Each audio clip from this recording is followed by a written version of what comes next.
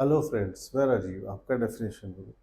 आज हम बात करेंगे गंगा रिवर की। गंगा रिवर जो हमारे इंडिया की लाइफलाइन है। अगर रिलीजन की बात करें, हिंदू रिलीजन में इसको माँ का दर्जा दिया गया है। आज हम बात करेंगे रिवर गंगा के ओरिजिन की।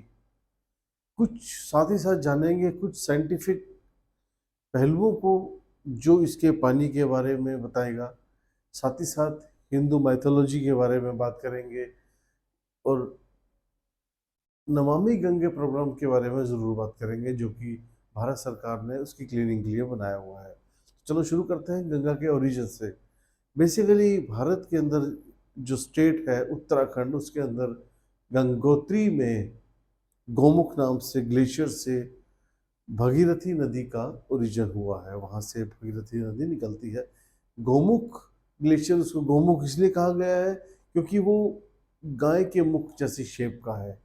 हालांकि ऐसा कहा जाता है कि पिछले 10 साल 20 साल में जो ग्लोबल वार्मिंग हुई है, उससे जो शेप है वो डी शेप हो चुकी है। लेकिन जो मान्यता है वो यही है कि वो गोमुख गाय के मुख से की शेप का था। वहाँ से भागीरथी नदी निकलती है और उसके बाद वो देव प्रयाग, एक ऐसा प्रयाग है, भारत में 5 या 6 प्रयाग है।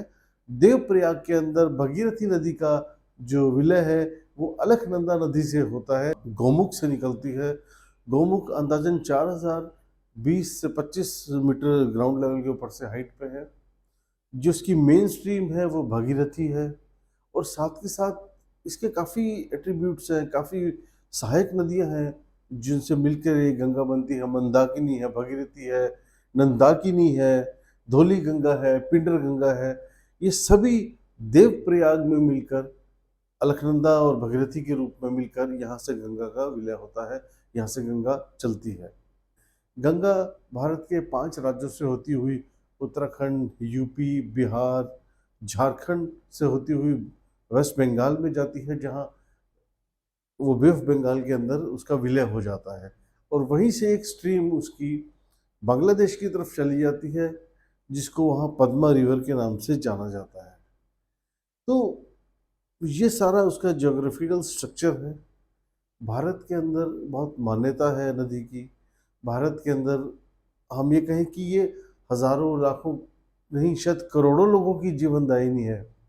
ये हमें एग्रीकल्चर के अंदर बहुत हेल्पफुल है। बहुत ज़्यादा लोग हमारे पानी यूज़ करते हैं। Hydro power projects, number of hydro power projects बने हुए हैं। साथ ही साथ हम ये जरूर देखते हैं कि हिंदू मान्यताएं बहुत जुड़ी हुई हैं। हिंदू मान्यता के अनुसार हमारे यहाँ जो जिसकी मृत्यु हो जाती है, उसकी अस्थियों को प्रभावित किया जाता है। और ये माना जाता है कि जिसकी गंगा में अस्थियाँ प्रभावित होती हैं उसको स्वर्ग के दर्शन होते हैं। साइंटिफिक रीजंस हैं कुछ जो पानी के अंदर बताते हैं कि पानी खराब क्यों नहीं होता, लंबे समय तक स्टोरेज आप कैसे कर सकते हो। बेसिकली साइंटिस्ट ऐसा कहते हैं कि गंगा के पानी के अंदर बैक्टीरिया फेज नाम का वायरस है।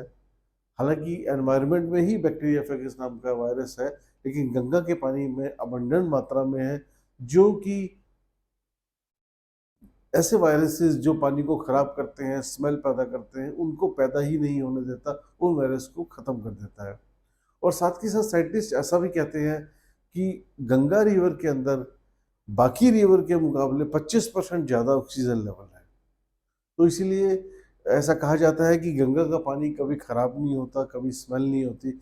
इवन दो एक ऐसी कहानी भी है कि अंग्रेज जब भारत से अपने देश इंग्लैंड जाया करते थे, तो वो पीने का पानी अपने साथ जो है गंगा वाटर लेके जाया करते थे, क्योंकि वो लॉन्ग लाइफ चलता था। साथ ही साथ हम ये जरूर जानेंगे कि इसकी गंगा की मान्यता होने के बाद, गंगा की इतनी क्वालिटीज होने के बाद, ये हमारी लाइफ लाइन है, उसके बावजूद भी हम इंडियंस इसको दूषित करने पे लगे हुए हैं। हमारे यहाँ नदी नाले अवंडन मात्रा में गंगा में गिराए जाते हैं, फैक्ट्रीज का वेस्ट गिराया जाता है। काफ़ी चीज़ें ऐसी हैं, मतलब केटल्स, कहीं इंसान जानवर को नहला रहा है, कहीं इंसान कपड़े धो रहा है, वो सभी जो पानी है वो गंगा में गिराते हैं, जिससे गंगा दिन पर दिन दूषित होती जा रही है। और इसके पानी की भी प्योरिटी उतनी अब नहीं रही। उत्तराखंड तक बहुत अच्छा है, हरिद्वार ऋषिकेश बहुत अच्छा है। जैसे जैसे यूपी में एंटर होती है, वहाँ फैक्ट्रीज है, फैक्ट्रीज का पानी, सारा ड्रेनेज धीरे धीरे आगे तक जाते जाते ये काफ़ी दूषित हो जाती है। हालांकि गवर्नमेंट ने एक नमामि गंगे प्रोग्राम बनाया है, 2014 में बनाया था। उसके अंतर्गत गंगा की सफाई का अभियान चलाया था। हालांकि ये कुछ हद तक कामयाब भी हुआ, लेकिन जब तक हम अपनी आदतें नहीं सुधारेंगे कुछ नहीं हो पाएगा। जब तक हमें सोच नहीं सुधरेगी कुछ नहीं हो सकता। इस प्रोजेक्ट के अंदर गवर्नमेंट ने जो सॉलिड वेस्ट को डिस्पोज ऑफ करने के प्लांट्स लगाए, सीवरेज को रोक लगाई, जो फैक्ट्रीज हैं, जो पोल्यूशन डिपार्टमेंट को हिदायत दी गई कि इन फैक्ट्रीज पर कंट्रोल लगाया जाए जो पानी ड्रेनेज के अंदर गिरती है।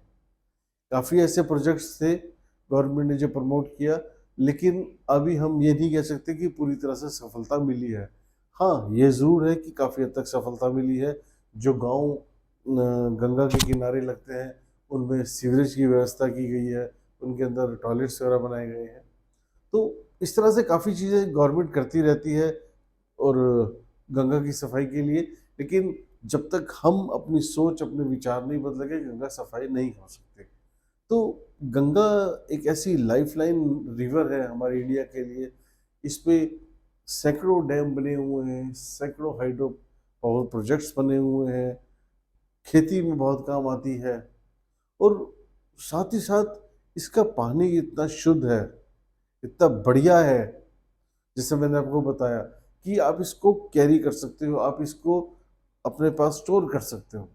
लेकिन सिर्फ एक ही चीज़ है, हमें इसकी साफ सफाई का ख्याल रखना है।